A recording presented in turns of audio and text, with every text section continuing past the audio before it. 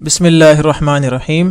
प्यारे बच्चों, कैनटेब पब्लिशर की तरफ से आपको खुश आमदीद। प्यारे बच्चों, क्लास 4 की उर्दू के लिए जो किताबें आपके पास होनी चाहिए उनमें सबसे पहले आपके पास उर्दू की किताब होनी चाहिए, मश्क को हल करने के लिए रिसोर्स पैक और छुट्टियों के काम के लिए और मज़ीद फ़ायदा हासिल करने के लिए समर पैक भी आपके पास होना चाहिए। आज हम अपने सबक नंबर 5 का दूसरा हिस्सा पढ़ेंगे जिसमें हम हिकायाते शेख सादी की पढ़ाई करेंगे, सबक पढ़ेंगे और घर का काम भी देंगे। सबक के आगाज से पहले आज के हासिलात ताल्लुम यानी SLO को देखते हैं। आज का हमारा SLO है किसी भी गुफ्तगू या तहरीर की अहम बातें बयान कर सके। तो चलते हैं अपने सबक का आगाज करते हैं। सबक का नाम जैसे कि हमने पहले भी बताया वो है हिकायाते शेख सादी और इसका मतलब है शेख सादी रहमतुल्लाह अलैह की हिकायात, और हिकायात जमा है हिकायत की, हिकायात जमा है हिकायत की, और हिकायत का माना है कहानी। क्या माना है?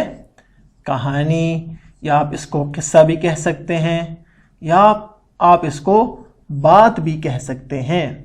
यानी इस सबक में हम वो कहानियाँ, वो किस्से और वो बातें पढ़ेंगे और आपको मज़े मज़े की बातें भी बताएंगे जो कि बयान की हैं शेख सादी रहमतुल्लाह अलैह ने। शेख सादी रहमतुल्लाह अलैह की तस्वीर आपके सामने नज़र आ रही है। पहले हम देखते हैं कि शेख सादी कौन थे और फिर हम उनकी तरफ मंसूब वाक़यात भी पढ़ते हैं। तो सबसे पहले हम इस सबक को पढ़ते हैं जिसमें हज़रत सादी शिराजी यानी शेख सादी रहमतुल्लाह अलैह के बारे में मुख्तसर सी मालूमात दी गई हैं। आप मेरे साथ मिलकर पढ़ें और अपने सबक को जो कि किताब में है गौर से देखें ताकि नए या मुश्किल अल्फाज के दुरुस्त तलफ़्फ़ुज़ से भी आप आगाह हों और उनके मानी भी आपको आ जाएं। हज़रत सादी शिराजी रहमतुल्लाहि अलैह 1333 ईस्वी को ईरान में पैदा हुए। इब्तिदाई तालीम घर ही पर हासिल की और सानवी तालीम के लिए मदारिस भेजे गए। कुछ वक्त तालीम व तदरीस के शोबे से वाबस्ता रहे। उन्होंने अपनी हिकायात को लोगों तक कहानियों और वाक़यात के ज़रिए पहुँचाया जो आज भी हमारे लिए मशले राह हैं। तो आपने सुना कि शेख सादी रहमतुल्लाह अलैह का असल नाम क्या था? सादी शिराजी। और वो पैदा कब हुए? 1333 ईस्वी को। और कहाँ पैदा हुए? ईरान में। और उन्होंने अपनी इब्तिदाई तालीम घर ही पर हासिल की और सानवी तालीम के लिए मदारिस चले गए और मदारिस में जाकर सानवी तालीम हासिल की। सानवी तालीम कहते हैं उस तालीम को जो कि आला तालीम से पहले हासिल की जाती है। यानी 3 तरह की तालीम होती है। एक है इब्तिदाई तालीम, एक है सानवी तालीम और तीसरी है आला तालीम। और सानवी तालीम किसे कहते हैं? इब्तिदाई और आला तालीम के दरमियान जो दर्जात होते हैं या जो पढ़ाई होती है या जो तालीम होती है उसे हम कहते हैं सानवी तालीम। कुछ वक्त तालीम व तदरीस यानी पढ़ाना, तदरीस का माना क्या है? पढ़ाने के शोबे से वाबस्ता रहे। यानी तालीम हासिल करने के बाद कुछ अरसा उन्होंने बच्चों को और दीगर लोगों को इल्म भी दिया और पढ़ाने का शोबा इख्तियार किया और फिर उन्होंने इस शोबे से अलहदगी इख्तियार कर ली। और इनका असल काम और फ़ायदेमंद काम क्या था? अपनी हिकायात को लोगों तक पहुंचाना। और किस तरह पहुंचाना? कहानियों के ज़रिए या वाक़यात के ज़रिए से लोगों को हिकायात और अच्छी अच्छी बातें सिखाना। और जैसा कि हम अगले असबाक में पढ़ेंगे कुछ मज़ेदार सी कहानियाँ और कुछ अच्छी सी बातें جن سے ہمیں سیکھنے کو ملے گا اور ہم اخلاقی تعلیمات بھی حاصل کریں گے۔ یہ ہے شیخ سعدی رحمۃ اللہ علیہ کا وہ کام جو کہ ان کو ممتاز کرتا ہے، اور اس سے ہمیں یہ بھی معلوم ہوتا ہے کہ ہمیں ایسی کہانیاں پڑھنی چاہیے، ہمیں ایسے قصے اور حکایات سننے چاہیے اور پڑھنے چاہیے جو ہمارے لیے مشعل راہ ہوں، جو ہمیں سیدھا راستہ دکھانے میں تعاون کریں اور ہمارے لیے اس راستے کو تلاش کرنے میں معاونت کریں اور معاون کا کردار ادا کریں۔ تو چلتے ہیں آج ایک حکایت بھی پڑھتے ہیں۔ آج کی ہماری پہلی حکایت کا عنوان ہے کمزوروں پر ظلم۔ کمزوروں پر ظلم۔ تو آپ یہ حکایت، یہ کہانی اور قصہ غور سے سنیں، اور آخر میں آپ نے مجھے یہ بھی بتانا ہے کہ اس کہانی سے آپ نے کیا سبق حاصل کیا۔ تو چلیں سبق کا آغاز کرتے ہیں۔ ایک شخص بہت بے رحم تھا۔ وہ غریبوں سے ان کی لکڑیاں چھین لیتا تھا جو وہ جلانے کے لیے لاتے تھے، اور ان لکڑیوں کو امیروں کے ہاتھ فروخت کر دیا کرتا تھا۔ غریب اس کی اس زیادتی پر بہت واویلا کرتے تھے، لیکن وہ پرواہ نہ کرتا تھا۔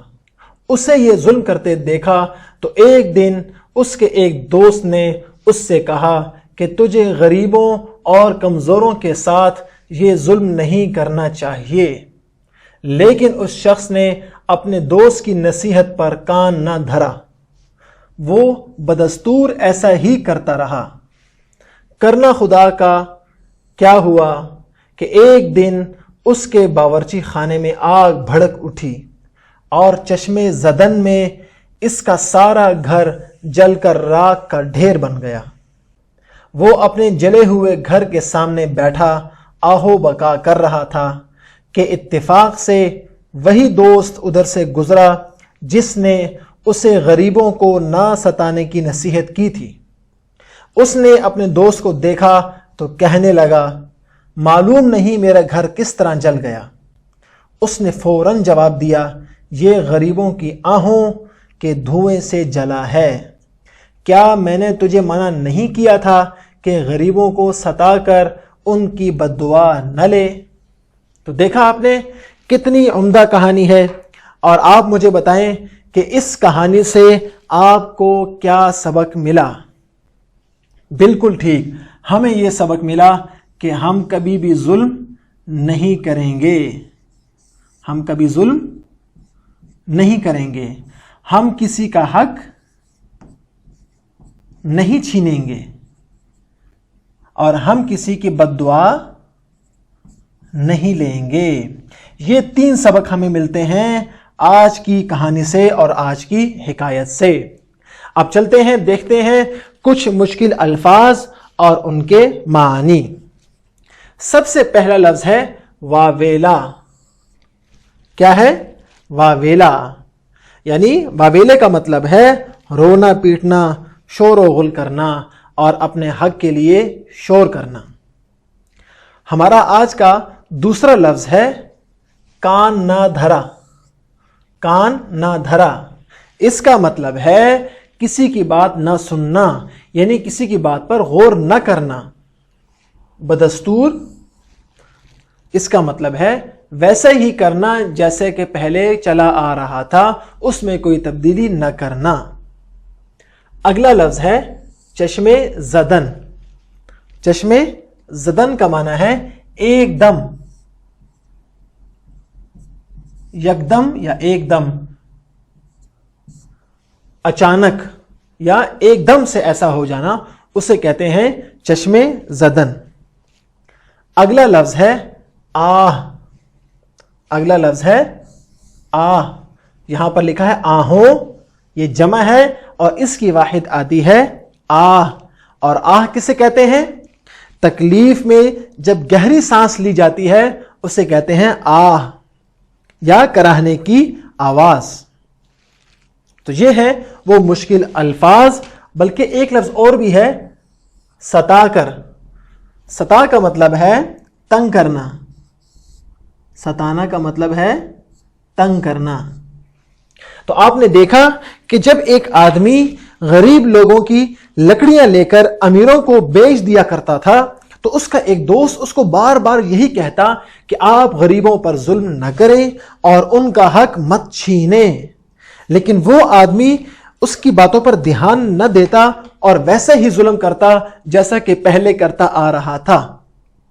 خدا کا کرنا ایسا ہوا کہ ایک دن اسی انسان جو کہ غریبوں کی لکڑیاں چھین لیا کرتا تھا، اس کے گھر میں آگ لگ گئی اور اس کا سارا گھر جل کر راکھ کا ڈھیر بن گیا، یعنی بالکل ختم ہو گیا۔ تو پھر جب وہ اپنے گھر کے باہر بیٹھا رو رہا تھا تو وہاں سے وہی دوست اس کا گزرا جو کہ اس کو سمجھایا کرتا تھا کہ غریبوں کا حق نہ ماریں اور غریبوں پر ظلم نہ کریں۔ تو اس نے اپنے دوست کو روتے ہوئے کہا کہ کیسے میرا گھر جل گیا، یہ معلوم نہیں۔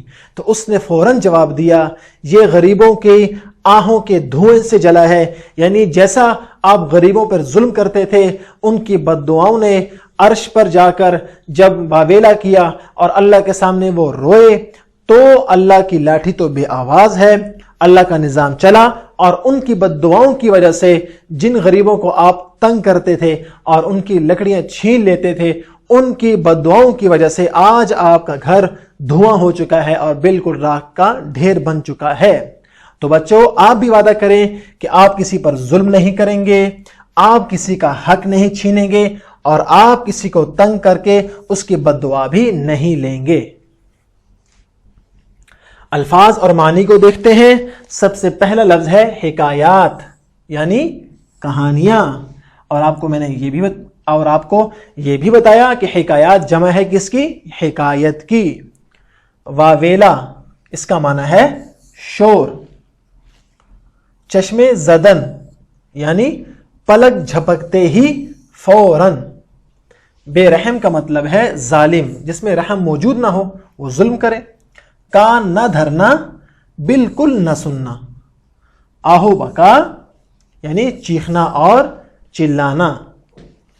اور آپ کے گھر کا کام، جو کہ آج کے سبق ہی سے متعلق ہے، آپ کے سامنے صرف 3 سوالات ہیں جو کہ آج کے سبق سے لیے گئے ہیں۔ ان 3 سوالات میں ہر سوال کے سامنے 4 جوابات لکھے گئے ہیں، جن میں صرف ایک جواب ہی درست ہے۔ آپ نے اگر آج کا سبق غور سے سنا ہے تو یہ سوالات آپ کے لیے 1 منٹ کے اندر حل ہو جانے چاہیے۔ اور مزید گھر کا کام کیا ہے آپ کی کتاب سے؟ وہ بہت آسان ہے۔ آپ نے یہ اقتباس پڑھنا ہے اور اگر اس میں کوئی حرف عطف آپ کو نظر آتا ہے تو آپ نے کتاب ہی میں اس کو نشاندہی کر دینی ہے، اور جہاں پر حرف عطف آپ کو نظر آئے آپ نے اس کے گرد دائرہ بنا دینا ہے، اور ہم نے یہ کام اگلے سبق سے پہلے کرنا ہے۔ اور اب چلتے ہیں سمر پیک کی جانب اور دیکھتے ہیں کہ سمر پیک میں آپ کے لیے کیا گھر کا کام آج ہم لائے ہیں۔ آج کے گھر کا کام ہے درج بالا پیراگراف کو بغور پڑھیں۔ یہ پیراگراف آپ کے سمر پیک میں موجود ہے۔ اس میں بیان کی گئی اہم باتوں کو لکھیں۔ جیسا کہ آج کے سبق میں ہم نے اہم باتیں آپ کو بتائیں، اسی طرح آپ نے یہ پیراگراف پڑھنا ہے، یہ اقتباس پڑھنا ہے، اور اس میں سے جو اہم باتیں ہیں جو آپ کے خیال میں اس میں کام کی اور اس کا خلاصہ ہے، وہ اہم باتیں آپ نے ان سطور میں اپنے سمر پیک ہی پر تحریر کرنی ہے۔ اور آپ کے ورک بک میں کون سا گھر کا کام ہے؟ درذیل پیراگراف کو بلند آواز میں اپنی والدہ یا والد کو سناتے ہوئے پڑھیں اور مختصر سوالات کے جوابات تحریر کریں۔ یعنی آپ نے بچوں 2 کام کرنے ہیں۔ پہلا، آپ نے بلند آواز سے پڑھنا بھی ہے اور اپنے گھر والوں کو، والدہ کو، والد کو یا کسی بڑے کو سنانا ہے تاکہ آپ کے الفاظ کی ادائیگی اور تلفظ درست ہو جائے۔ 2 کام۔ اور تیسرا کام اسی سبق میں وہ ہے مختصر سوالات کے جوابات تحریر کرنے ہیں جو کہ آپ کی ورک بک میں موجود ہیں۔ اور یہ بہت مزے کا کام ہے، آپ کو ایک کہانی بھی آپ کو آ جائے گی اور آپ اس سے اچھا سا سبق بھی سیکھ لیں گے۔ یہ تھا ہمارا آج کا سبق۔ امید ہے آپ نے حکایت سنی ہوگی اور آپ نے اس حکایت اور کہانی سے سبق بھی حاصل کیا ہوگا۔ اگلے سبق میں پھر ملاقات ہوگی، لیکن سبق سے پہلے اپنے گھر کا کام ضرور کرنا ہے، اور اگر کوئی مشکل پیش آتی ہے تو آپ اپنے والدین سے بھی مدد لے سکتے ہیں۔ اللہ حافظ۔